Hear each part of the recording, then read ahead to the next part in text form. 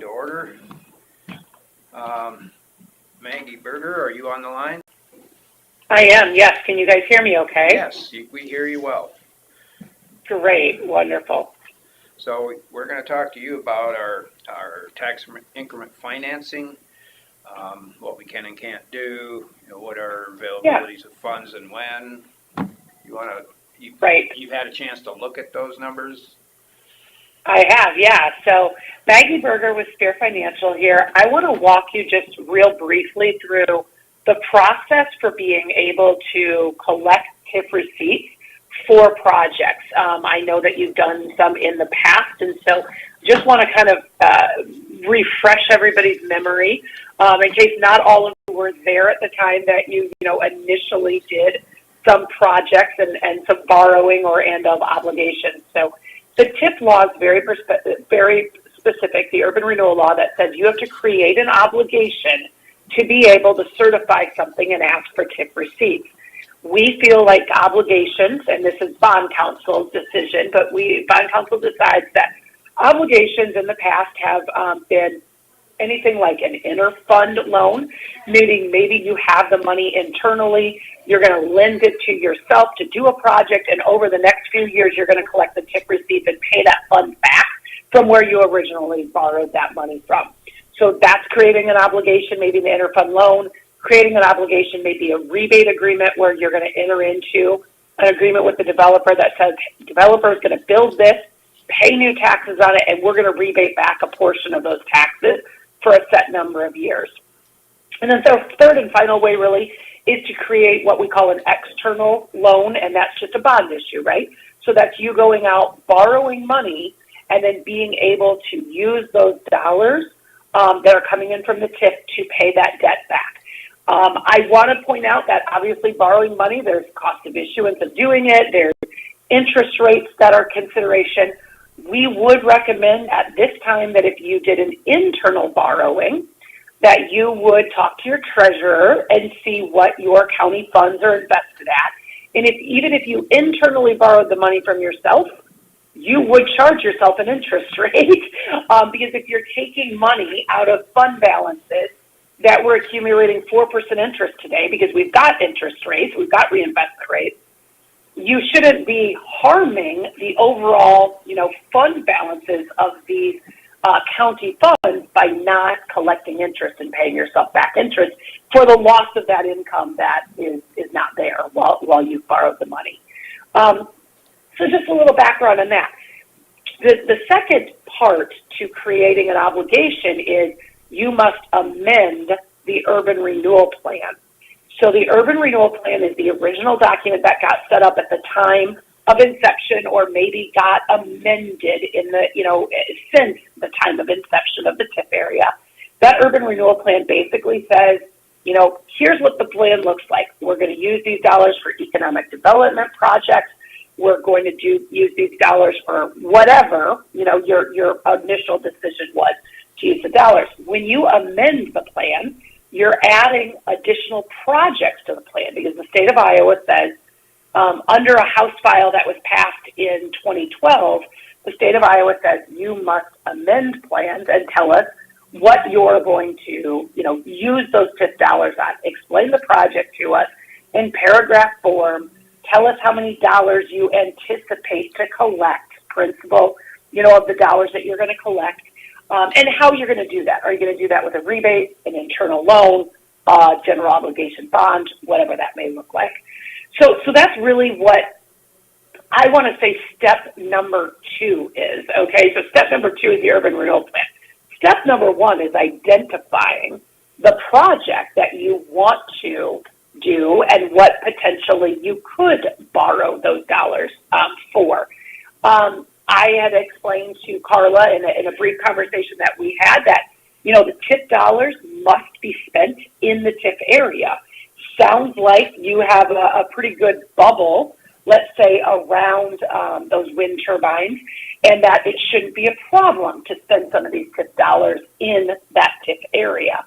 I also remind you that if they're wind turbines, you likely have an economic development TIF area, meaning that, the project that you should be looking at doing promote economic development, whether that's a road project, whether that's assisting, county fairgrounds to, update something, things that are going to promote the economic development or the economic health of the county. So ultimately, when we're talking about this, it sounds like from my conversation and spreadsheet, the county is set to receive approximately $1,835,000 of receipts in 2025, which will be used to take care of some outstanding debt that you have. It sounds like there will be approximately $2.3 million in the future 3 years, 26, 27, and 28, $2,360,000 that could be collected. Altogether, if we take all of those together, we have about $7 million potentially that we could collect in TIF receipts. That, to me, does not mean you can borrow $7 million, just because $7 million we have to pay interest, right? So we're probably saying you're going to be able to borrow maybe $6 to $6.1 million, and then obviously there would be, some interest. Today's interest rates that we're seeing are anywhere between 4% and 5% on general obligation debt. So that's kind of a starting point for us, is to come up with some ideas, some thoughts as to, well, what do we want to spend these dollars on? What are the projects that we'd like to do? The key factor here is that we must amend the plan and enter into some sort of obligation prior to December 1st of 2024. So we have about 10 months to think this through, but we all know that 10 months just zooms on by, so that's why Carla thought it was a great idea to have this conversation with me sooner than later, because we have to be thinking that through. The reason you have to have this obligation in place by December 1st of 24, in December 1st of 24, or on December 1st of 24, you are asking for the fiscal year 26 receipts. And if we don't have fiscal year 26 receipts to collect upon, we don't have the ability to, we don't have the ability to collect any dollars at this point in time, or enough dollars that you are, you're going to be able to collect that $2,360,000, and then it becomes a waste, right? We just don't have that money available to us. We've wasted that year. We are running out of time on this TIF district. Like it says, it has 3 years remaining. I get asked the question a lot, can we re-up a TIF district? You absolutely can, but there has to be new growth. To re-up a TIF district, you have to set the base value again, and you reset the base value at whatever today's value is when you're reestablishing that TIF area. So sometimes we'll have cities or counties say, well, we're reestablishing the TIF area because maybe the co-op that we had originally TIFed is now putting on a huge expansion. And so that first TIF is done. We're going to set the base value at what they're valuing today, and that new $5 million expansion is going to generate these additional TIF dollars that we can do something with. That's really the way that you can make a secondary TIF on top of what was originally already TIFed and has maybe expired or paid in full the obligation.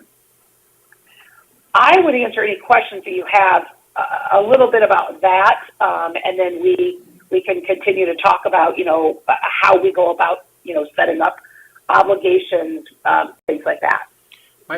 This is Terry. My first question would be, in the last thing you were talking about, and if we wanted to continue it, and because of some development, and set a new value, is it easier to establish a new TIF somewhere else than it is to continue one like this? Yeah. So the answer to that question is always yes. It's easier to establish a new TIF area in a brand new area, right? That maybe never has been TIFed before. It's pretty seamless at that point in time. We identify the legal description of the area that we want to include in the TIF area. We set it up as a new TIF district, and it gets its own 20-year life, and any development then that happens in that area and grows, that is what produces TIF dollars for you, right? TIF increment is completely, done by the fact that there's growth. I always use a table and a water bottle, right? My table is my base value. My water bottle that I set on top of my table is TIF.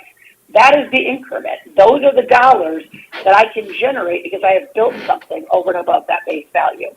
So to be very honest, it's very easy to set up a new TIF area when there's going to be new growth. Now, since 2012, the idea of just setting up a TIF district and waiting for something to happen has fallen by the wayside. We don't do that anymore. That was sort of the practice for the last 30, 40 years. But now, because of this amendment and starting TIF timing and the 20-year, maturity or sunset date on these, really you don't establish a new TIF district till you have an obligation to use in that TIF area. So yes, setting up a new one is easy, but as long as we can justify that the old TIF district, we've paid out all the obligations that were expected to be paid out, and we really don't have any other collections, and we'd like to sunset that. And we can even sunset that earlier than the 20-year mark. We could sunset that at any time by resolution, and then just reestablish it. It will get its own urban renewal plan. So it will get a new plan as well. And that plan will speak to, well, there was a prior TIF district. These were the projects done. But this new TIF district is being established with a new base value. And these are the projects that we're expecting to do. So there's a few more steps when it comes to reestablishing a TIF district, but it's not harder, I don't think, to reestablish a TIF area. So going back to this one, we're possibly going to amend. When you gave us numbers of 1.835 million of revenue in 2025 and 2.3 million for the future 3 years, I'm looking at our sheets and what our obligations currently are for our monies. And I guess I'm still trying to get it in my head how that interacts with those numbers. Is this outside of what we're already indebted to? I believe so, and Carla may be able to speak a little bit more to that because this is her spreadsheet that she put together. But I think as I'm reading it, those are sort of what we'll call our leftover TIF funds every year outside of the current obligations that you're already meeting with those TIF dollars. Does that sound correct, Carla? Mm-hmm. So the bottom line ending balance is the leftover then? Okay. All right. Answers that question. You guys have some questions?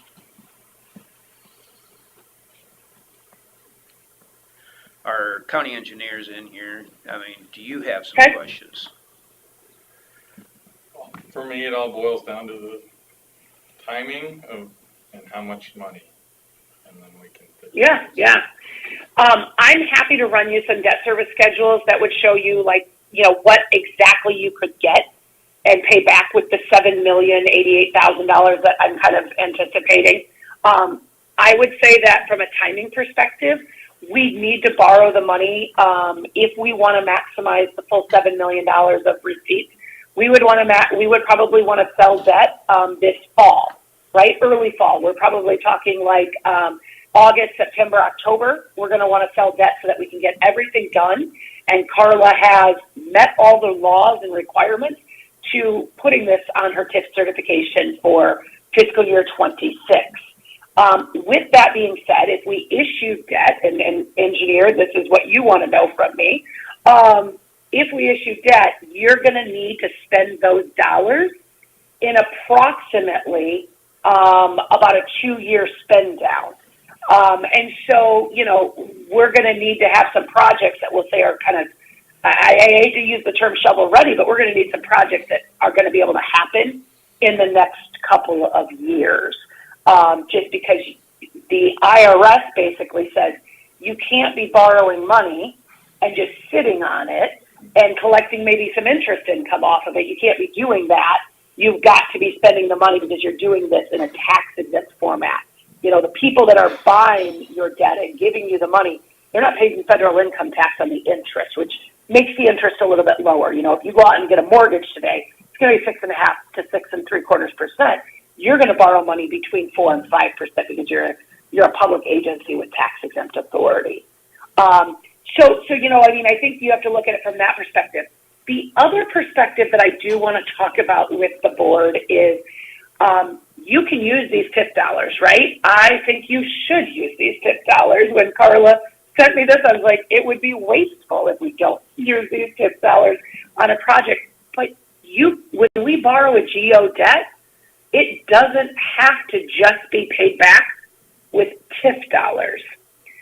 So I can run you a scenario that's just a 3-year debt payment of, approximately $2.3 million every year being paid back with the TIF, and that's what you're, using those dollars for. But I also would like to run you maybe a 10-year schedule. And yes, the first 3 years are paid with TIF, and then the last 7 years are paid with debt service levy. And I'm not there, and so you might all be, shrugging your shoulders and going, no, we're not going to property tax levy the people, but I want to show you what we're talking about from a tax levy perspective if we added $3, $4, or $5 million to the bond issue itself. I think that gives you a perspective of do we have only $6 million in projects, or do we really have $10 million in projects? Should we borrow more, pay the first 3 years with TIF, and then pay the last 7 years with debt service levy? And what does that look like? I explained to Carla, if that's $1 on your debt service levy, most counties would probably say, no, we're not going to do that. But if it's 15, 20, 30 cents in your debt service levy, you may say, yeah, you know what, that's reasonable because we're going to get these projects done. Those are the decisions you get to make, but I think I should provide you some insight so you can just shut me down altogether and say, no, we don't want to do that. Or, hey, maybe that's not such a bad idea. Or, we don't want to do $4 million of extra. We only want to do $2 million of extra. Tell me to run that, and we will rerun that scenario if it's something that's of interest. Well, as one of the supervisors that's been here for well over 11 years, or 12 years, I got on the board right after we borrowed that first money, and we were the highest indebted county per capita in the state, and I always said that I didn't really want to build any more debt, but I guess if you could show that there's benefits to that and accomplishing things, then I'd be amenable to it. But I don't know what the other two think about it. Do we have a debt service levy now? For the jail. It all depends on what the numbers look like.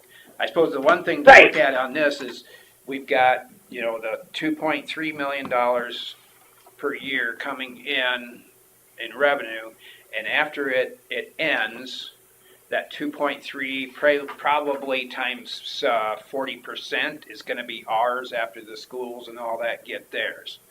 So 2.3 times 4, we're talking $1 million a year we'd have available just from those turbines to help pay. Correct. You're going to get added valuation that's going to allow you to increase your budget. Oddly, this 2028 maturity is about the same maturity as what the new restrictions on House File 718 are that got passed, right? Right. So it's going to end at about the same time. So I agree with you, but here's my I don't know what my crystal ball says. Yes, I think you're going to get 40% of that increment back to you, right? You're going to have your obligations paid. The TIF is going to go away, and approximately in a county school district situation, you're going to get about 40% of that back to you. I don't disagree, but we don't know what the thoughts are. We know that the restrictions of House File 718 technically end in 2028. That's the last year. But I believe if you read the depths of House File 718, it takes 2029 and it takes you all back to a lower, levy limitations than what you had previously. So we would hope that you're going to get the million, but I'm going to say this, I am very fearful of what could come in the next couple of years as to what further restrictions they think they're going to implement in 29 and beyond. With that being said, I'm going to give Carla a little piece of homework for you guys. I'm going to ask Carla to show you sometime in the next couple of weeks what the valuation amount is that she can levy against the debt service valuation versus your general fund valuation. Because you have TIF, your general fund valuation will be lower Right.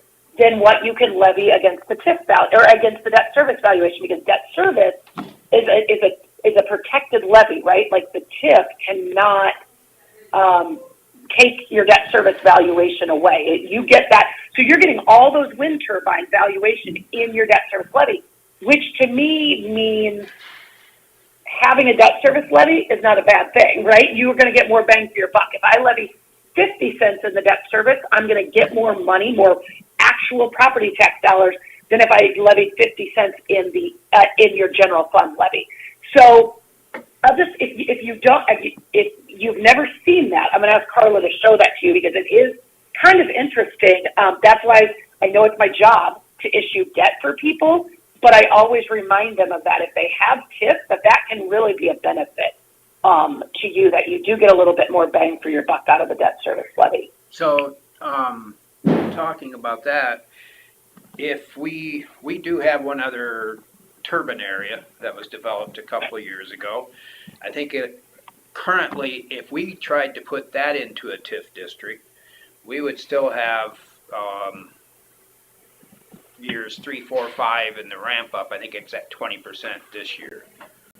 Correct, and so that's a very good point. We can establish value on that now and borrow against that. Correct. That's a very, very good point. Now, the only problem with that scenario, and not really a problem, is that area has got to include areas that you could do projects in, right? Well, so if it's established as a separate area, we'd have to just say, well, then we've got to make sure that the projects we're going to do off these TIF dollars are in this urban renewal area, this other urban renewal, or this other TIF district, I should say. And we do. It is in that area. Okay. Yeah. So I think that's a good thing, and you're right. And I'll be very, very honest. We have a lot of counties that maybe didn't have obligations when they set up that like secondary turbine area, and so it was just not. There was no need to put it into a TIF area. And so I have a fair amount of cities or counties that have only captured that like last 10 or 15% of that turbine growth, because it just didn't get done at inception, because there just weren't any projects or there wasn't the plan in place to do anything with those. And so, that can easily be established as well in urban renewal area. Again, you'd want to do that by December 1 and issue some debt. And I want to be very clear, we can issue debt as one debt issuance, okay? We're very good at breaking out debt schedules, so we could issue debt as one debt issuance and say, okay, for the next 3 years, part of this debt will be paid annually with these TIF receipts. And then, for the next 10 years, part of this debt will be paid with these receipts. We can break it out that we are doing the project like by TIF area, because we'd have to basically establish that. But we would only sell one debt, which keeps your cost of issuance a little bit lower, right? We don't have to set up 2 bond issues. We don't have to, if we were doing them all at the same time. Now, if you were not, if we couldn't identify projects in this new TIF area, then we really wouldn't set up the TIF area, because we've got to issue debt. The issuance of debt or the issuance of an obligation is what allows us to set the base value on that area. So if we set the base value at that 15 or that 20%, that's what's going to allow that other 10 to 15% of growth over and above. Yeah, it's kind of a confusing way to look at it. I always look at the incremental 20% per year ramp up So I go 20, 40, 60, 80, and 100, and some people go the, 5, 10, 15, 20, up to 30. I don't know Correct, how you correct. call it. We call it the 5-10 because we say, year one on a turbine is 0. And then it's 5, 10, 15, 20, and 30. 5, 10, 15, 20, 25, and 30. And so that's the way that we've run our scenarios in the past is with that 5% ramp up. And so, but yeah, again, I think ultimately we would be able to capture the last 3 years of that growth of that extra 5% of, 2 or 3 years. And that may produce a lot of money. I mean, right? Turbines are very costly, very highly assessed pieces of property. And so it very well could be that, you're producing more money than you maybe think you could be. I think right now we're probably in this, not the 0 year, not the 5 year, but the 10% year. Yeah. And Carla, you've got information on that, of those turbines, and where you're really at in like fiscal year 24 or fiscal year 25, what percentage they're being taxed at. We'd be happy to, take a look at that and just do a simple projection. Now from that perspective, you may have all the parcels, right, listed. And that's typically, I will tell you, that's typically what we see done is where we will list all the parcel numbers, we'll list all the valuations from an assessment, perspective. And then we will show where the growth is, like, where we set the base value and then how we grew it year by year at those 5%. So we can get some projections to tell us how many dollars would be available to us on an annual basis. And those dollars would be available to you right away in 26 if we were to establish that by the beginning of, or by December 1 of this year, and create an obligation for that debt. We'd be able to, you'd be able to collect some money. Now, it wouldn't be a large amount of money because it's only on 5% growth, but then the next year it'd be on 10% of growth, and then the next year maybe 15% of growth.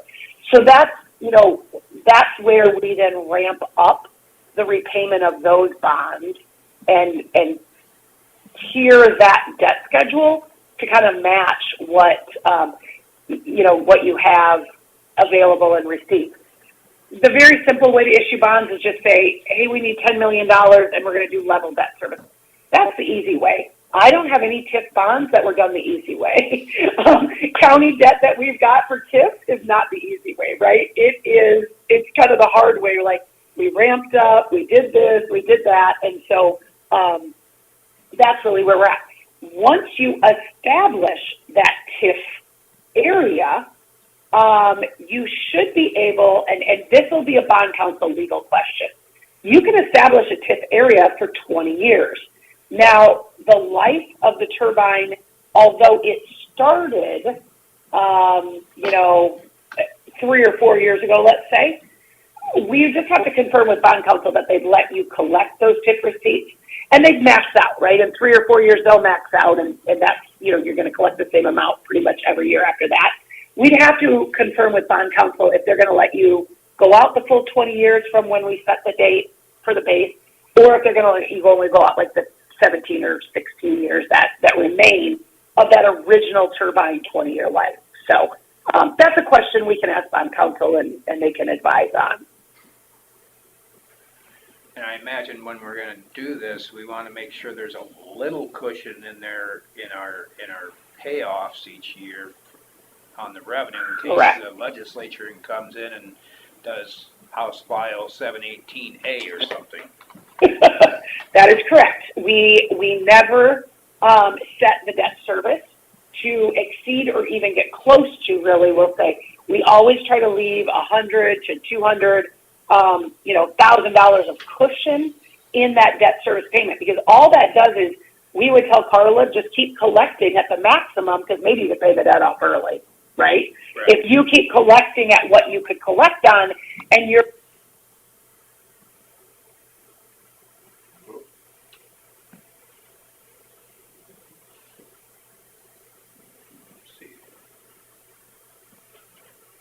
Maggie, did we lose you? the screen if somebody's on or not. I guess that she's disappeared. Blue lights are on, so it's still going. 1, Maggie Berger. 2, She should be there. Maybe she got muted somehow. Yeah, maybe she bumped her phone or something. Sometimes your call will drop weirdly and somehow it still stays connected. Sounded like she was in an office, though. Yeah, I don't know. Maybe she'll call back in. Maggie Berger has left. She must be gonna call back in then. Yeah. Well, while we're in limbo here a little bit, what do we want to talk about? She did say that, because I asked about finishing the budget, and she said, Maggie Berger has joined. I hi. Sorry, guys. I don't think I muted you. I'm on my cell phone, but working in the office. I don't think I muted you, and it told me it said muted, and then all of a sudden I could hear you guys, but you couldn't hear me. So, yeah, sorry about that. that's okay. So as I was kind of finishing up, we would have to let bond council determine, do you get the full 20 years out of those new turbines, or would you only get 16 or 17 based on they were set up 3 or 4 years ago? So that would be a question, but, no worries there. Again, we'll wrap the debt around it. I was saying that, we've not done any debt. That's easy. We always make sure that there's a cushion just in case they do something and remove something. I think, and this is my opinion only, I think our biggest threat is the removal of more of the school tax rate from the TIF rate. So with that being said, I don't know what that looks like. You are better, you are better at that judgment probably than myself. Like, if they come in and say, we're removing the school district from the TIF tax rate on anything going forward, does everyone in the state file a class action lawsuit against the state saying, well, we have all this obligation based on the old method, and we think we should get to pay our debt off the old method, and then anything new is the new method? And so I don't know what that looks like, but I think that to me is the biggest threat, is that in a TIF tax rate scenario, it's, if you live in a city, it's city, county, and school. I think in the county, obviously in the county, it's just county and school. I think the biggest threat to TIF is, will they remove part of the TIF, part of the tax rate of the school out of the TIF area, meaning you just wouldn't collect as many dollars because your tax rate that you could collect on would be much less.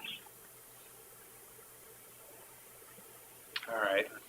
The other thing I was talking about while you were disappeared for a second was we were talking about the budget, and I was telling them how you explained that Right. that we didn't need to really add it into the budget right now, that once we figured out our projects, we could amend the budget later. Right. And that would really be my suggestion. If we don't have a clear path right now, I would not put it in the budget, because here's what's going to happen. We may put something in the budget and have to amend the budget later anyways, because we didn't put enough money in the budget, right? Or we didn't include cost of issuance in the budget, and we always got to issue a debt. I would literally not put any of this into the budget. It's not going to be sources paid with revenue that you are establishing in your budget, right? We're either going to pay the expenses of these projects with a bond issue that will be paid back with TIF and or debt service levy, or you're going to put these expenses in. There's nothing that affects the overall tax rate of the county by putting anything in the budget right now. So I really wouldn't put anything in the budget. I would amend the budget this fall when we, and that's just into the fiscal year, right? Like, we could amend the budget when we have a very clear plan of how many dollars we intend to borrow, what the cost of issuance looks like on that, because those are all lines that Carla has to kind of keep separate. She's got to say, well, here was the project fund dollars, here were cost of issuance, to all these, to bond council and to SPEAR and all this and that. And we don't know what that looks like yet. I don't think we have a clear enough plan today on March 1st for her to add anything into the budget. And I really think it's because I think if she adds something, there's a very high chance she's going to have to amend that budget anyways for this specific project that you come up with. So I would just wait and amend the budget altogether when we get going on a project. And the benefit we would see through TIFing with our budget would show up when we do budgets next year, correct? Correct. Yeah, because you're already set to collect the TIF receipts for 2025. You can't make any changes to that, right? Your TIF receipts available are for fiscal year 2025, and so anything you do will, anything we come up to on a project is going to be something that's going to show up in your 2026 budget. That's correct. All right. Well, I think we're kind of at a point where we should have further discussions among us on, Yep. what this is going to look like and how. And Okay. we need to do a lot more homework on that, but it kind of gives us an idea what we should do for the budget anyway. Right. And I will run you a couple of debt service schedules. I'll get those over to you next week sometime. We are knee deep in budget. I shouldn't even say knee deep. We should say like waist deep into budgets and running a bunch of scenarios. So I will put you on my list. We will run you some scenarios of if we just use the TIF receipts from this one area, if we use TIF receipts and maybe debt service levy. And when I say that, we could say, well, maybe that's the other TIF area, right? But I want to give you a couple of scenarios just so that you can look through it and talk through it and say, yeah, that makes sense, or no, we totally want to avoid debt service levy and stuff like that. So I want to give you options. All right. Anybody have any more questions for Maggie? All right. Well, thank you for all the very wealth of information that you've provided. We'll be probably talking soon to you again. All right. That sounds great. You guys have a great afternoon. Hey, it's March 1st. Happy March 1st. Yeah, So. it is. All right. Thanks, Maggie. All right. Thanks, everybody. All right. Bye-bye. Bye. Maggie Berger has left. To catch up with what you're saying, something about 7 million is. Well, and before you got here, she warned us 7 million includes interest and the cost of doing the general obligation bonds, so plan on 6 to 6.1. Okay, but that's from existing, TIF we would amend. and the additional revenues coming from the Golden Plains turbines or the. Well, she started talking about just out of our debt service, but I'd be squeamish to do that rather than do a TIF, which would benefit us budget-wise. Yeah, but what's the increment coming from for that? Well, so it goes 0, 5, 10, and then it goes 15, 20, 25, 30. So we're at that 10% maybe right now. For the Golden Plains ones. Right. So they've got a valuation at 10%. We can TIF everything beyond the 10%. Or it's easier for me to look at 20% versus. I'm with you. The 80% of the project's going to be TIFable. Okay. 80% of the 30% valuation. Yeah. Okay. And we use 35 cents in debt service already for the jail. Yeah, so that's When's that sunset? that's a 20-year thing that started how many years ago? 4 or 5? Yeah. There's and it's kind of a staggered thing too, because we had 0% interest for 10 years on a USDA, and then we had. Is our payments going to stay the same? It's just where it's going, No, because those are simultaneously. right? So we have the $36,000 that we pay on that every year for 10 years, along with this. If you look at page 15, that's all your debt.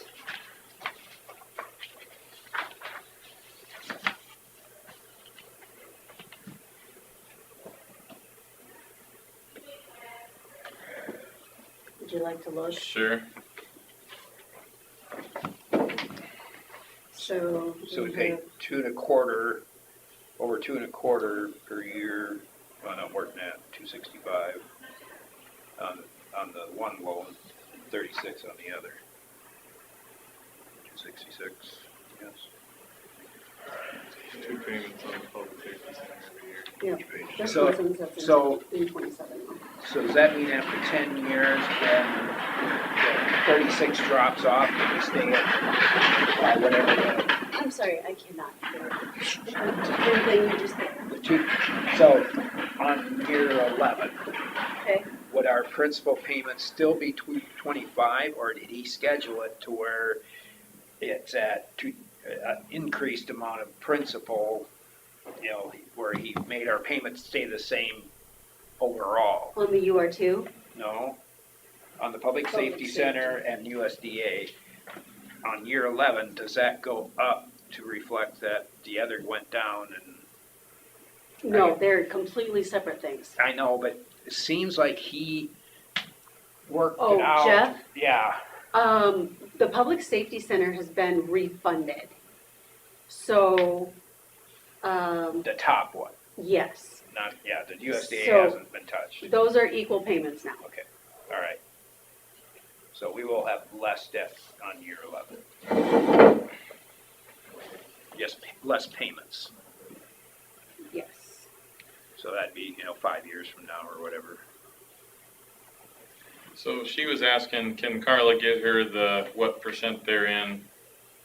On that Great Plains, I think. Yeah, but But she was also asking, there was another thing she was asking you for. She asked about when you look at page 4, you can see on line 9, that's the debt service line. So 35 cents creates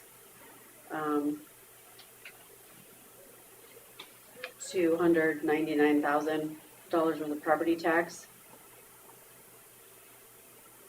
35 cents is the levy for debt service. Yes, 35 cents. Is that a maximum number then? No, that's just what we how have much to it, have, that's what we need to make our payments. make our payments. But, so how did she know that you could generate this 6 or 7 million without knowing the schedule for those turbines? Or- She's seen this sheet. Because I made a spreadsheet, Shared out. and that's for the UR2. That has nothing to do with the debt service. Yeah, this is just the TIF. Yeah. Okay. You are too. Well, Urban There was- renewal. Right, but does that include the increment from Golden Plains? no, we haven't set one there. Right, so, So you would, she made it sound like you'd set a whole the, new so like value. the. We set a whole new TIF A district, whole, the yeah, a six- whole new value a of whole new urban renewal plan, and, Yep, if we did the urban. but she would that combine them ordinance. for the debt purposes. Okay, but the Because, 6 or. because there's a cost in getting rated, whether you're gonna be an A minus, A or an A plus, or a double A, or whatever it is. We've been through this before. I think Yeah. I've been through it twice. Yep. I always seem to be chair when we have this. And we sit there at the table, and they call in, and they ask questions, and you have to be able to answer those So we- questions. used Spear Financial on those occasions, No, other financial companies. we used Jeff Heil. But the other question I should have asked her was, if we pare it back to where it's just our original idea of doing just a minimal amount of projects within the scope of the existing turbine district, TIF district, and we can borrow from ourselves, we can work it out with the treasurer to where that money is available, all in-house. Do we have to do that rating? No, I didn't think so. That'd save us money there. yep, So she's trying to sell us something. She wants to be the one. Well, she's to just do it. covering all the Well, bases. I know. I think Yeah. I wish I Giving had us her our brain. options, but She's there's amazing. costs and interest that will be paid. Yeah. If we do. Well, we But pay it's- interest either way. It's good for Well, us to if look we- at it. If we tip those 10-year up there and start a whole other thing, I mean, there's interest involved in all that. Well, yeah, there's costs of administration Yes. there, and consulting, and no matter what you do at this point, it's gonna be consulting, and, Lawyers and, yeah. Because bond counsel will be giving us opinions, our, Spear Financial would be giving us their documents and suggestions and getting us what we need. And the only way to avoid lawyers and consultant fees at this point is just to pay the loans we have and let it die. And then just take the But that money as it doesn't- comes. instead that of kills just- us on the, that'll kill us on our budgets. Because if we can put more in the TIF district, the less it hurts us on the budget. Very clear, but that's how they set up 718. Well, unless we just have a special election and get our levy approved. Yeah, which also costs us $8,000. Yeah, but it costs a Giovanni, heck of a lot more to do the other. No, just And to raise our taxes. personally, I just think, let it all go. We'll start cutting back our services, and then the people could all get mad at their legislators, because we can't get their attention. So, Well, I just remember the last Farm Bureau meeting, I think they would probably appreciate getting more projects done with TIF and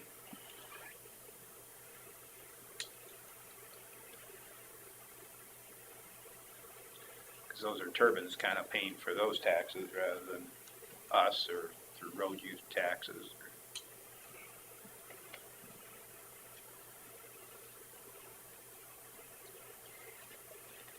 TIF is a tool, it's a tool, but it costs money to use it.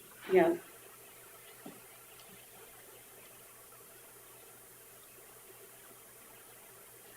So you're ready to start the process of going down to 350 without any use of TIF.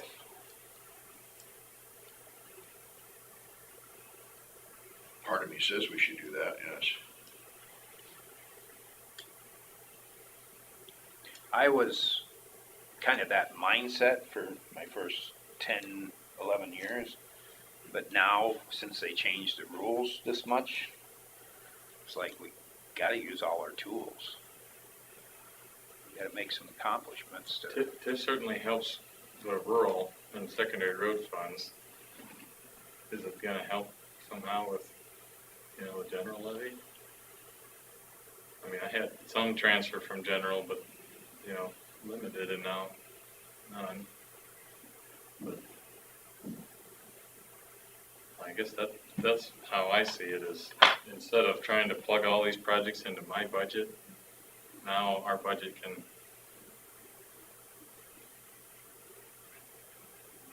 we can pay for projects outside of our budget and it won't strain our budget so much. That's how I see it. to me, it's a lifeline to kind of keep us going. No, it's not a something where we should go on a spending spree either. No, Yeah, I mean, I get that. So this is probably beside the point, but I can't get it out of my brain. Should we have used TIF instead of ARPA funds for the two big projects that we, their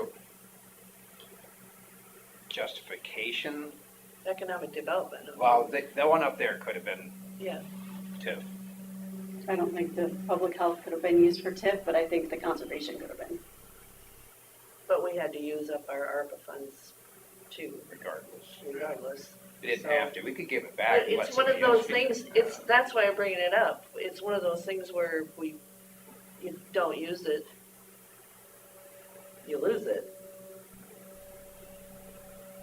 I mean, if you could use TIF for the things you could use TIF for, the ARPA funds were a little easier to apply to different areas. When we put the original 50,000 towards the clean water thing through the sanitarium, that was COVID funds, wasn't it? The source of that was another source. It wasn't ARPA. It was like the first COVID monies. No, it was a second source. We have $100,000 to put towards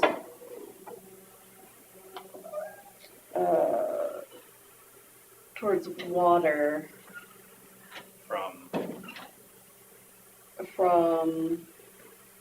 it was like a land, Yeah, what was that? It was Oh, the something land different. and water, the land and water fund or something. yeah, but it's ARPA.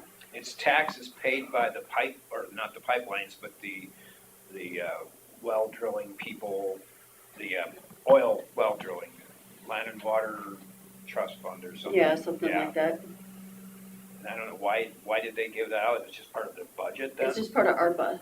It's a It was part of it. separate part of ARPA. Okay. I mean, I apply for it and I do the reports out of the ARPA place.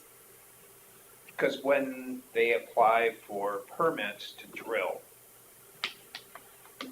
Land and Water Trust Fund benefits from those permits. They tax them on that. Oil drilling does. So probably won't see that again. Do you have any questions about my budget? Where did the other 50,000 go? Oh, I don't know, wherever you want. We've got to probably do something with that pretty soon. I was thinking about that sleeping one night. I'm going, where'd the other money go? So Where it's was it not a from? problem to come up with a way to use $1.8 million in '25. Was the intent to borrow all the money one time and then pay it back over 3 or 4 years? That was the most cost effective. That was the So most, then you do all the projects in the first 2 years, basically. 2 years. well, that was a question that I probably should have asked her is, what ramifications are there if you don't get it done?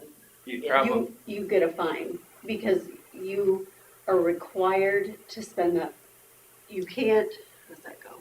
can't sit on it. You can't earn more money than what your, how does that, it's something with the interest. So you have to have it spent before that 2 years. And that was a big deal the last time too, because it's the IRS that's requiring you to spend that money. So what if we had it all planned out for 6 bridges and 2 resurfacings and whatever, and we can't get it done? We get fined. The contractors just You aren't get- there. Yeah, that's what I'm I asking. mean, to me, it seems like if you're certified this fall, and then you have 2 years from that point, Once you borrow the money, I think, once the money comes into the fund, then you have 2 years. yeah, I mean, we're talking about projects that don't really have much for clearance requirements. They're fast, if anything. And you could prepay them. No, county's not allowed to prepay Some things anything. like, let's say we ordered a structure and received it, we could pay for it, but that wouldn't add up to enough to. We were able to do $20 million worth of projects, so you can't tell me that he can't get 6.1 million done. Yeah, well, I don't think that's, A lot of pavement Concerning. projects there. Mhm. I mean, I think we can do it. But I got a lot that of- was the question, if you're going to only do one increment, and so that you're saving money, to be able to, well, it would just take a lot of planning. Yeah, I mean, you know, the bridges are easy, because we do them locally, so we just order the structure and put it in the ground, that's easy. All the surface treatments, those don't even take a bid, because it's maintenance work. So I could hire somebody tomorrow and do all of it, all 2 million. Like, if we're talking about Rice Lake, that could be developed real quickly, it's just an overlay, the same with R20 and around Rake. The longest development probably would be the hospice project, because we're kind of new build, right, so we have to do some design work there. And anything that's deemed construction, we have to program the lettings in that fiscal year. So, like, if we were gonna, get the debt certified this fall and then try to let a project the following spring, I'd want that to be in the program before we approve it here in the next few weeks. Is winter or spring better for letting? I mean, usually we shoot for December, January for lettings. If you want, Because we would have already borrowed the money by December 1st. okay, So the money's gonna be sitting here, whether it's our money or we did it. okay. I mean, So- if you bid stuff in December, January, that, and then give them basically the whole summer to do work, that you can get good prices and get, I think that would work pretty well. Or even if you bid in June and gave a contractor the option of doing it that fall or waiting till the following spring, they're certainly gonna get it done by August, September, if that's what your deadline is. I mean, you'll be paying, you'd have to keep things moving, but ideally you do them next summer, right? So then you're kind of guaranteed to fit in the window and you can do project closeouts over the winter and get all the final payments made.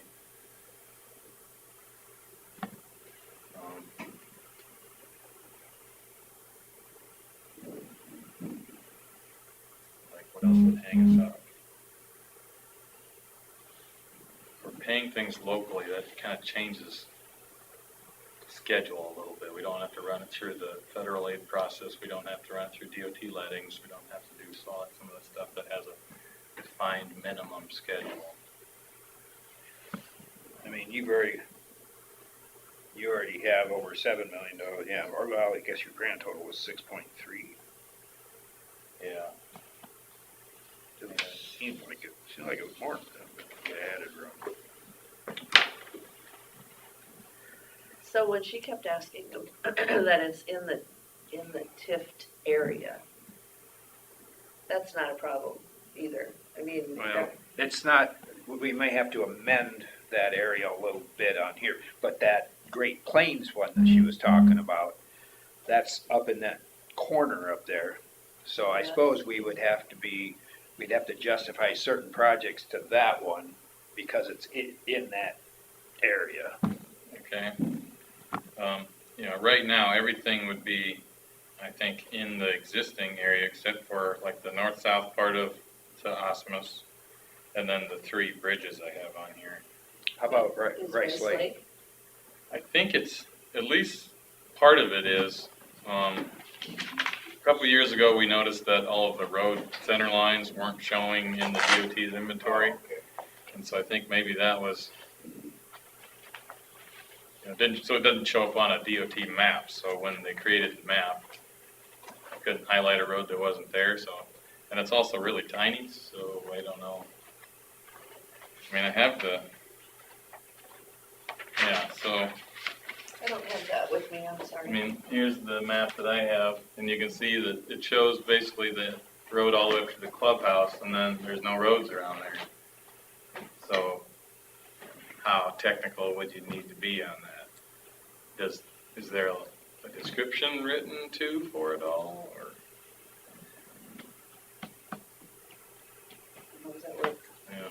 Because she talked about an economic development area in Rice Lake. The rest of Rice Lake could be in a economic development Well, that area. Seems like it would be easy to explain. There's more lots to develop up there. There's,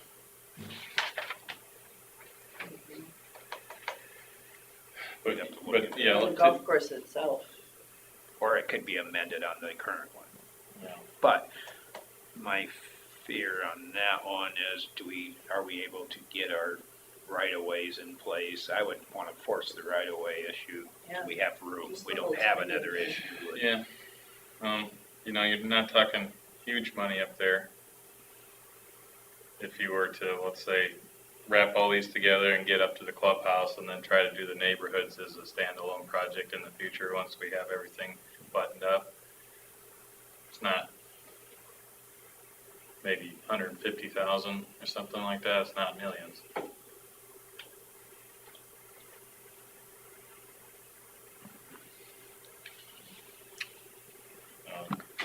All right, so we probably don't need to discuss this too much farther than as long as he knows what he needs to work on.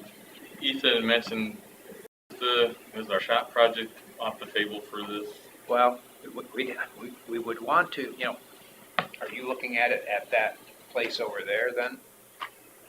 I think at this point, our, Or would you look for a new place to have it? If we were to purchase an area and maybe have an option on more around it, we could probably justify having an economic development area, industrial, or whatever it is, just to qualify. okay, So if you look for another spot that maybe we could work with somebody on, yeah, I guess at this point, we've looked at Crane site, which we don't have an answer for yet.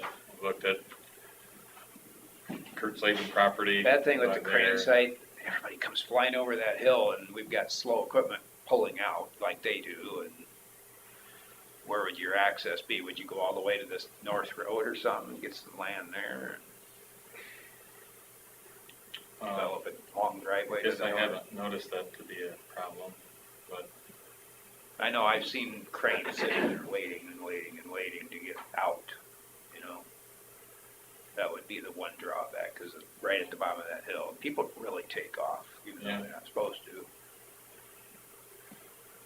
and then the only other spot we've talked about is piecing out part of, it's a Thompson property that North is of the that. Newman Law Office and the other cut out there. Yeah, it would be a little better, kind of up on the hill. You still have hill from the north coming a little obscured. Yeah, haven't approached them about it or anything yet, but again, The other, I don't know what it looks like for you on the east side of town, okay. The whether it's Kurt's on the other side of the bowling alley or on this side, you know, or Haven't really around looked the at- old vet clinic, or Haven't really looked at any of those spots seriously. Haven't seen anything that looks like it just kind of fits nice. because I was thinking maybe the north side of the old vet clinic or something. You're accessing on a gravel road to a nice intersection. Yeah, so to make it TIF attractive, you're saying You'd have to maybe have at least an option on more, you'd have to check with legal counsel on that, To make it look like like you're trying to develop something there. So you say you would the have, other trying to opportunities develop for other something people. privately. yeah, Okay.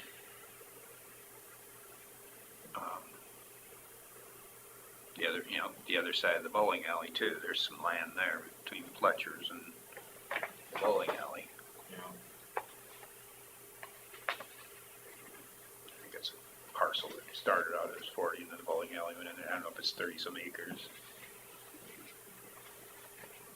That's gonna cost money to start with, just to buy it Yeah, outright.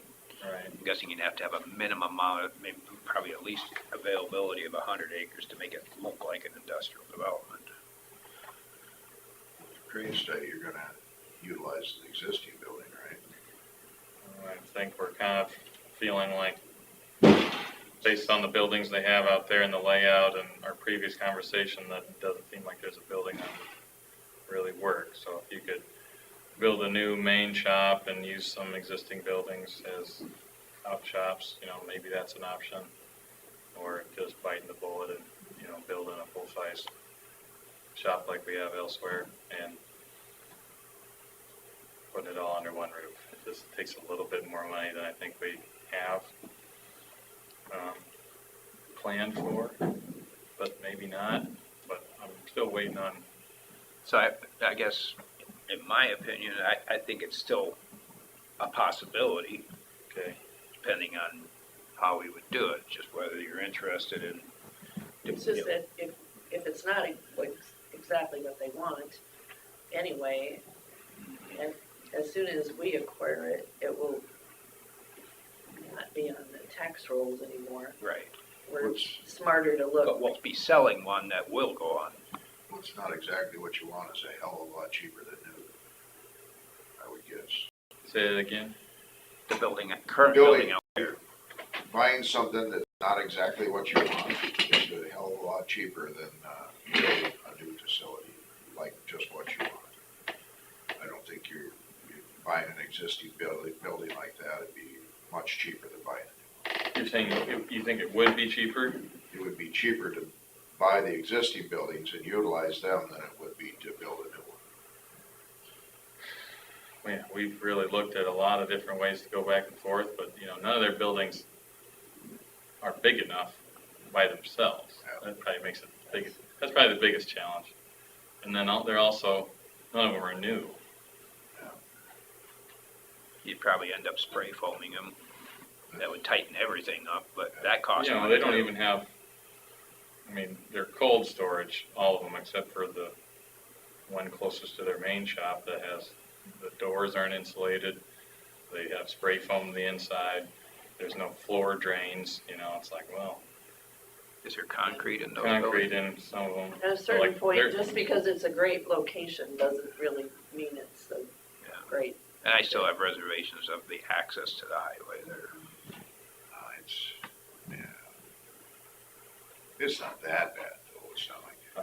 Our hope was, you know, their main building, and we could have just pulled everything in there today, right? And it would work, you know, heated and insulated, the doors are big enough, the ceilings are high enough, you know, you can just use it, but every building out there, you'd have to redo all the doorways, put in new floor, insulate and panel the insides, new heating systems, you know, basically you're starting with the shell of the building, you know, the poles and rafters and the tin on the outside, and that's worth something for sure, but it doesn't make it automatic, fortunately. But between the 800,000 in the budget and the sale of the two properties, I think we can have 1.5 or 6 million. Two properties. Well, it would be our one in town, and if we have a site where we can stockpile, we're gonna sell Sunnyside. Okay. So you want more space for the stockpiling then? Right. Then we got everything in one spot. So just for that purpose, how many acres would you need? 3 or 4 total. We have a little, maybe 2 or a little more in Buffalo, and that yard is too tight when we have a stockpile there. But Lake Mills has great plenty, and that's, I think, only 5 or 4 or 5.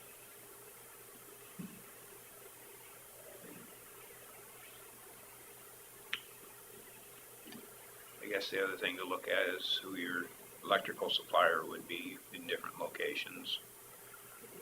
I'm not sure what we pay Fort City per kilowatt versus like Heartland Power. I know Alliance is gonna be higher. Yeah, could be. I mean, right now, you know, the old building has like 2 inches of smashed spray and insulation in the ceiling.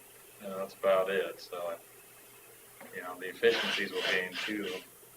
Probably make a pretty big difference. I know, like Brandon and Sarah Broder, he's built, 3, 4 new facilities now in the last few years, and you think being bigger and bigger would have impacts on your utility bills, and he said it really hasn't, you know, because of the efficiencies.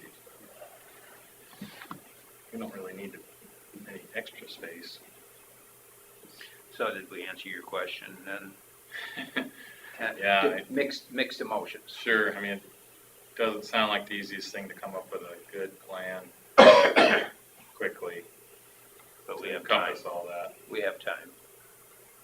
Yeah, Won't be in the budget this year, so. All right, so what else can I work on for anything here? I guess all you can do is maybe come up with ideas, options. For the shop? Yeah, we can follow up on some. Otherwise, you've got things kind of laid out. Otherwise, Yeah, pretty good, I think. I mean, the scope of these projects, we could mold them and stuff, but it's a good start, I guess. Is there any other projects other than secondary road that we should be at least giving a nod to? Looking at? With that kind of a price tag anymore. well, what, after this year here, see, this year's project is already going on, with this next year's budget that we're gonna be spending money on the main floor. We planned on, we have to amend the urban renewal for, or No, we've already got that. because we're The incurring courthouse the is debt already in within? urban renewal. Okay, we're borrowing from ourselves. I didn't know because with that, we were going to incur more debt if we needed to amend it. I'll maybe add one more thing is we have about $850,000 worth of microsurfacing in this year's budget. So does it make sense to pull that back and try to put it in TIF instead and ease up our ending balance? You said 850? Something like that, yeah. All or part of it, you know. Is that on here then? It's not on the map because it's Okay, in, it's not one that you identified. it's then. in the budget that I proposed, so. Okay, so Kind of where would already that be? What's that? Where would that be? It's on R20 south from Buffalo to the county line, Okay, and then A42 from Cassuth County to the feed mill, that was 850. So all of that was 850. something like that, yeah. And you said, okay, so the second part of it went where? A42 from Cassuth County to the feed mill. I'd have to check the number. Okay, Maybe it's more like 6 or 750 because I got some other things in there, slurry leveling and a couple other things. But 7 miles, T42.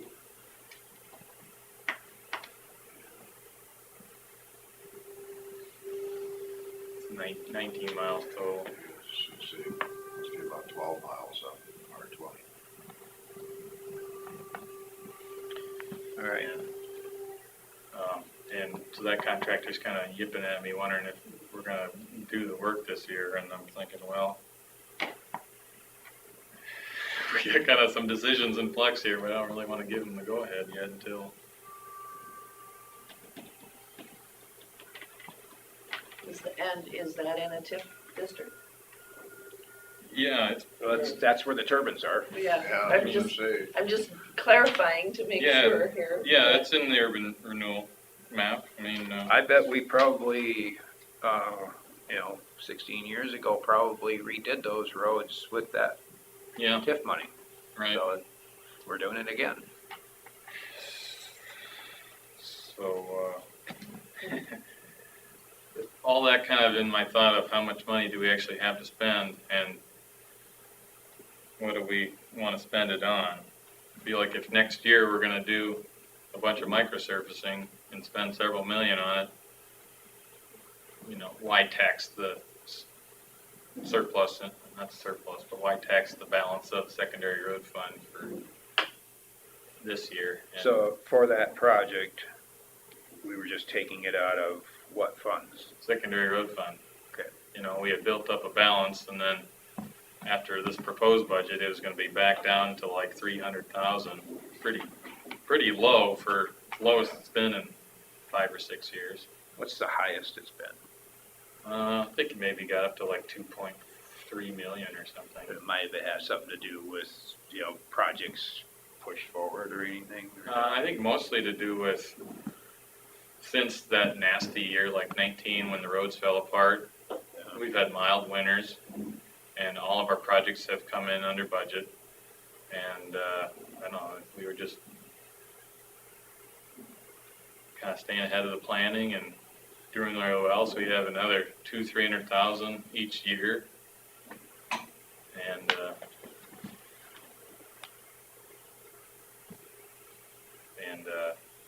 eventually you get up there.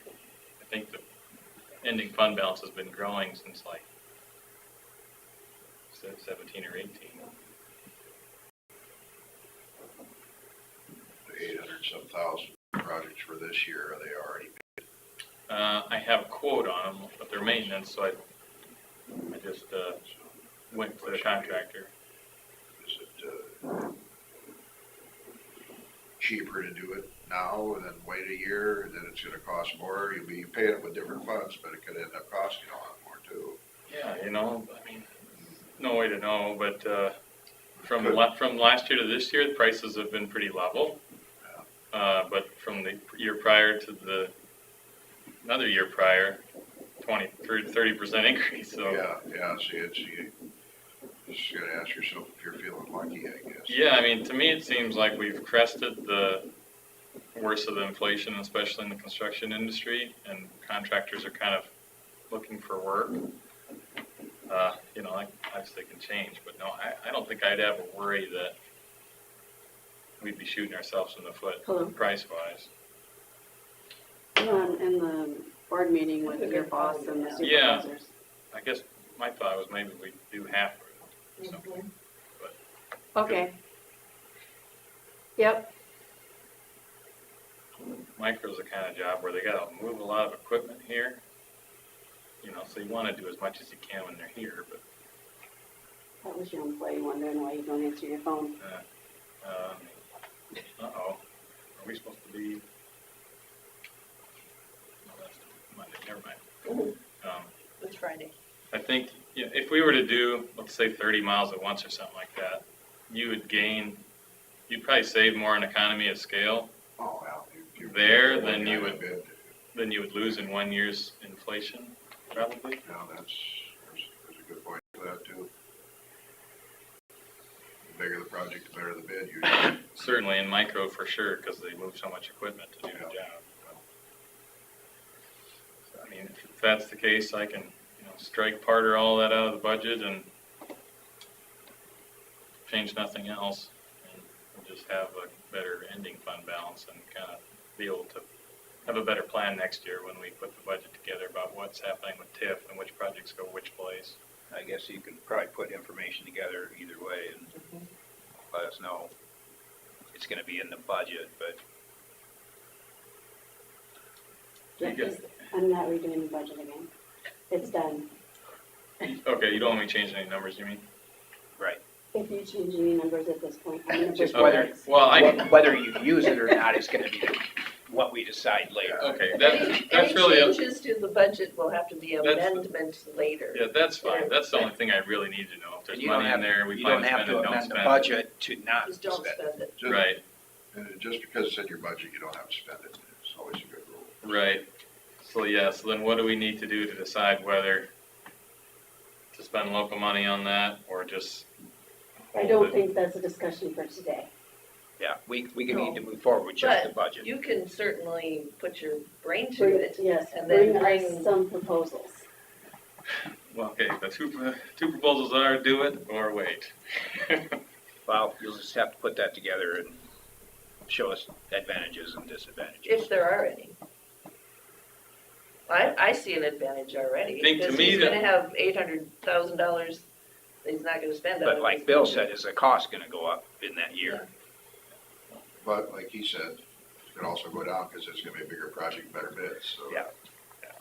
He kind of touche'd me on that, so. I think I'll wait. I mean, especially like if we're thinking we're gonna get a shop project done and our ending balance is nothing, then we're gonna have so little flexibility there. Whereas we can just have this conversation again next year and make better decisions probably after we know. Okay. All right, then we move on to Merry another, Christmas. Okay. let's go on to number 3, which kind of coincided with number 2. Discuss the budgets. Are we ready to, So this is the budget that I have completed. The new one. Anything you wanna point out? and everything fits within House File 718? Yep.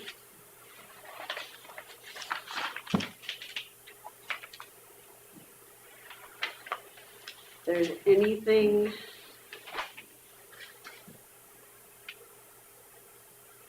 you want to change, I won't break your legs, just that.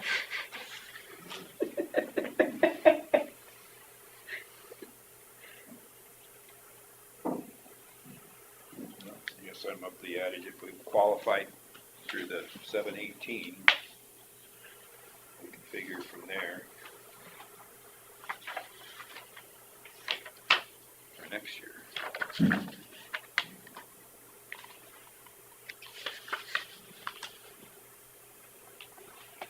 What were the things that you didn't have in that old one? What page? Just the transfers, now everything balances, it balances from the Tyler software to the state software.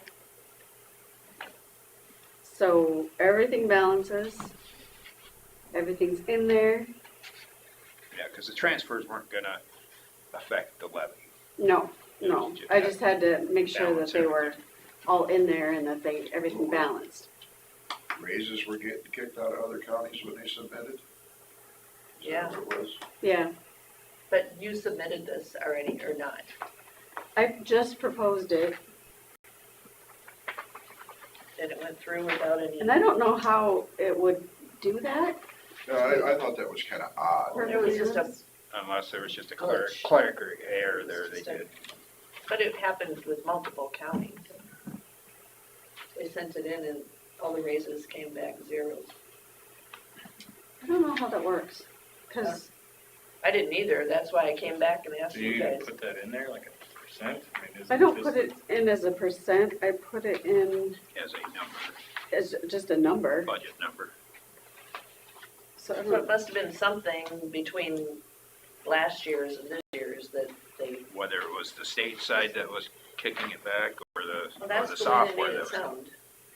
Yeah, I don't know. 'cause that doesn't make sense, because the software is just what you hand enter. So, You didn't use like AI that just uh-uh, did more equity inclusion or anything. no, I think Maggie Berger's AI, man, that lady can figure it out, can't she? You don't think she's real? Uh-uh. A robot? I wish I had her brain. That's amazing. I think it's the ability to put it from your brain into Yeah. Into the words. words. Well, and that that's why can't- I called Yes. her, or asked for her, because No, I'm still she maybe. explains things so well. Mhm. Whereas I've talked to other financial people, and like I will ask them a question, and they beat their way Yeah. around the question and never That's really answer it. That's not counting for you. And then Maggie just, Yeah. she Yeah, it can gets to just the talk to it. You know, she tells you, and the other people that I've worked with don't ever really give you the answer. Yeah, I was impressed. Good choice, Carmen. So does anybody want anything changed on the budget as presented?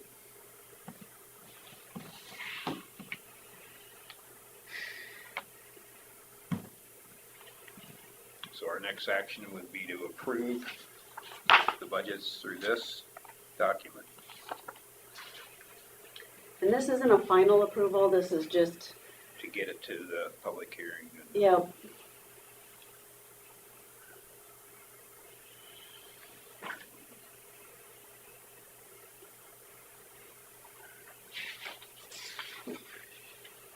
Did we end up using the levies last year?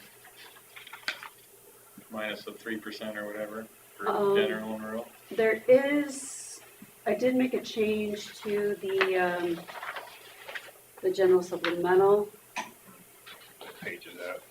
page 4, yep. I did take a little bit off there.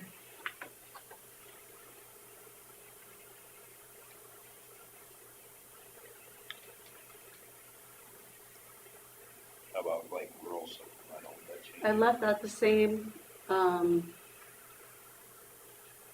believe because it kept it, it was at basically the 25%.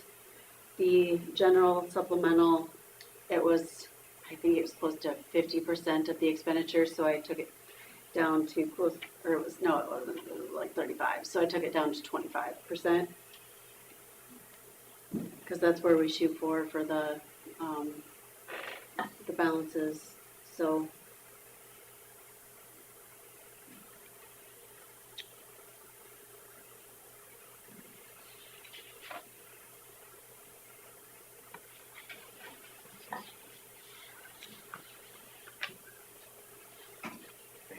questions for Carla on this one?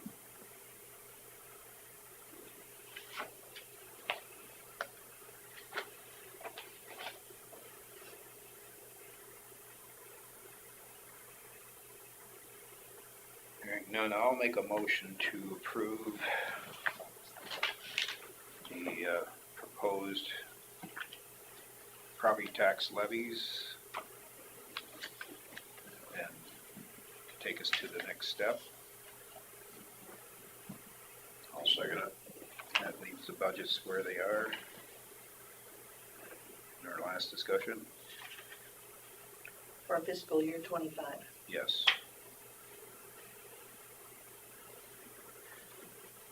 So a motion by Derby and a second by Jensvold to approve the fiscal year 25 proposed property tax levy and budget. Any further discussion? This is the property tax levy notice. So that'll be the next item, right? Mm-hmm. Okay. All those in favor say aye. Aye. Aye. All those opposed, motion carries. Consider for approval to publish fiscal year 25 proposed property tax levy notice. I'll make a motion to approve the publishing of the fiscal year 25 proposed property tax levy notice. A second. A motion from Jensvold and a second from Smith to approve I the think you saw it earlier. publishing of the fiscal year proposed property tax levy notice. And that gets published where? I think I have to put it in the paper, probably on the website. And I'll put it on the board just for fun. So our official papers plus one, or, Probably just the official papers. okay. That's all that's required. It's cheaper. We're already being required to send out all the, these notices, so Yeah. that's gonna cost us $6,000, so. Everybody will see it. You don't know how torqued I am that I forgot that legislative form this morning. You could catch them at the end of this. Where was one, it this maybe. morning? It's in Buffalo. I It's- drove by it's the over Heritage here. Center and I go, where are my pickups still? It's over here right now. Yeah, Started at 2. No. So, Everybody forgot it was Friday. that's so why if I'm a we little keep moving antsy here, to get we'll over Oh, there. okay. bombard them. Yeah, well, no, but I wanted to bombard them in front of the Buffalo Center people too. Let's go straight over there from this.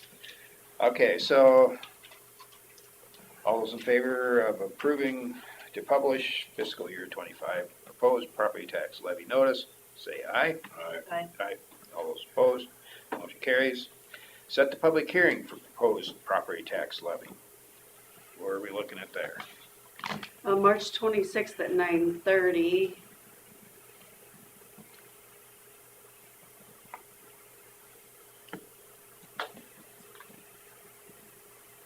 Does that require action?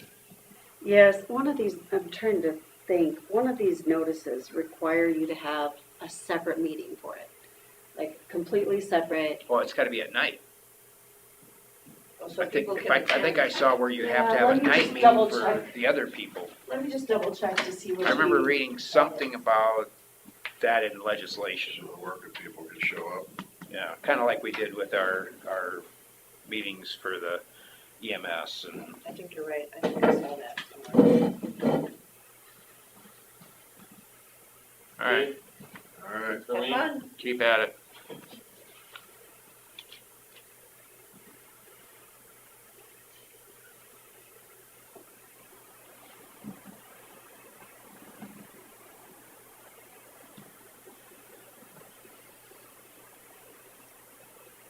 So, I'm just wondering if we need to set this one at night.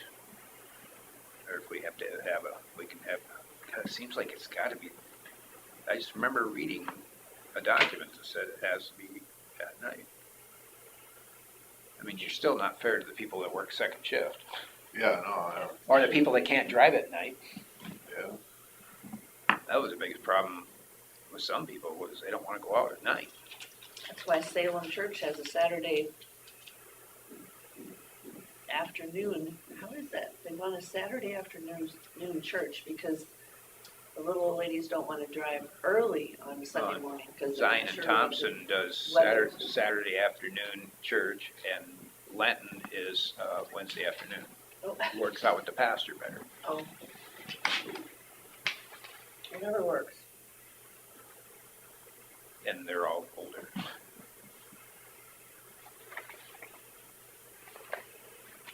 I know I read somewhere where you have to do it. Well, They're it says it discriminating just against has to second. be a separate meeting. It doesn't say it has to be at night, it just has to be, Can't be our regular Tuesday. yeah. That's weird. Even if Can we it's just, adjourn? Can we adjourn and have it at 11:30? that's what I was just gonna say, can it just be after and just not? Yeah. It's a separate meeting. I just remember seeing some legislation that was addressing that. I think so too. I read all the legislations that came out from, and that was one of them. Carla's got it. Of course, it doesn't, this one doesn't say which one is the one that,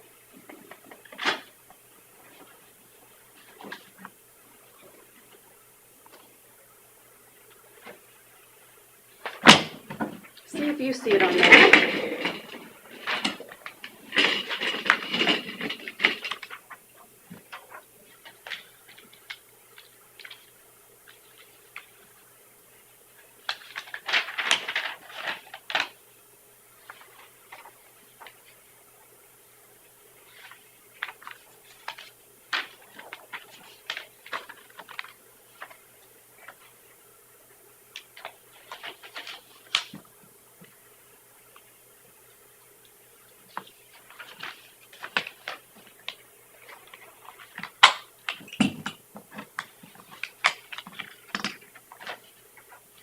I don't think it says anything about Yeah, and I know separate. one of them has to be,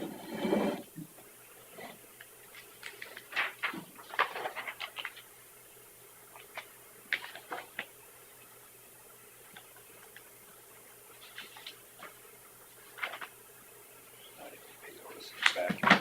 There's the front end. which budget meeting is the standalone meeting?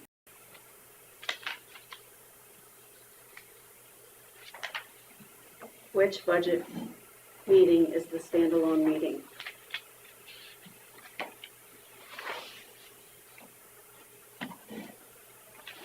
Why wouldn't they just say it in here?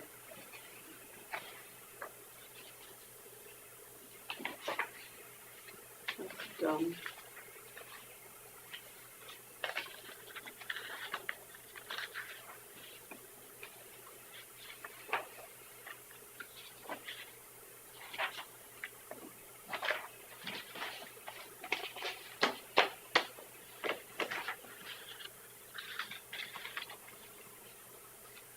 Can we call down to? I wonder if we looked in our First one. Okay, so when do you want to do that then? That means I have to re-propose this. so the first one has to be with at a separate meeting. Yeah, What timeline do we have for the last one then?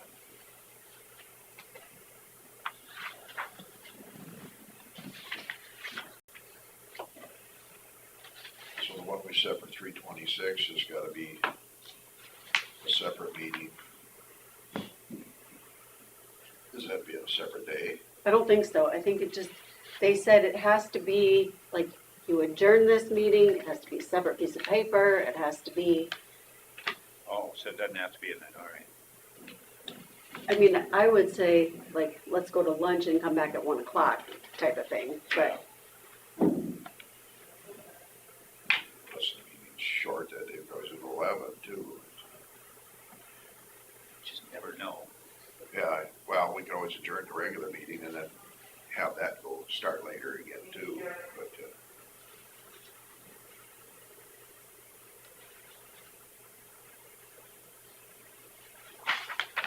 makes it safe, I guess. I mean, I know it's a pain if you have to stay in town for a long time, We have, unfortunately, when you have a situation like that, that's the day you always end up with one of them 30 to 40-minute meetings. So then you gotta twiddle your thumbs for the next couple hours.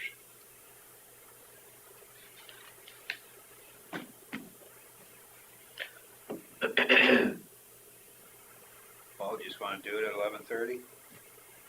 Yeah, 11:30.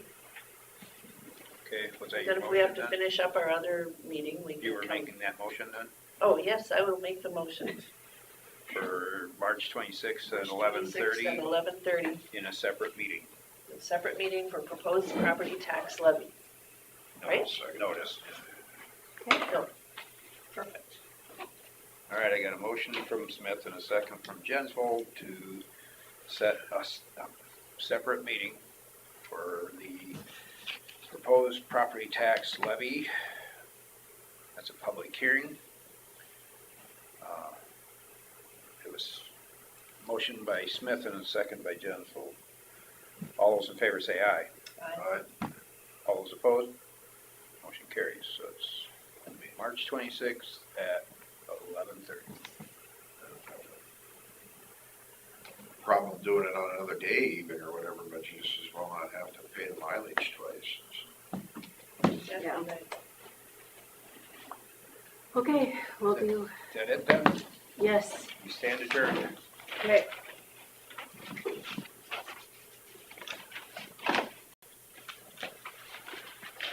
All right, we can print this, and then let's go across the street. If nothing else, we can invite them to our day at the Capitol. Well, he's supposed to be coming over here, Henry's supposed to be coming over here, because we're gonna work on some legislation together. There was a lot of vehicles at the Heritage Center too, so there would have been. I wanted to make sure that everybody knew what they're doing to local government. Which, a lot of them, a couple of the pickups there, I have talked to them guys about what's going on. But I don't know why it couldn't just dawn on me what they were all doing there. Can you call in? Call in, Bill. No, the meeting was this morning, I would assume. 11:30. But 11:30. it was 11:30. That's true. And then I was thinking it was on. I wouldn't have been able to stay till the end of it, because it would have went to 12:30, I assume.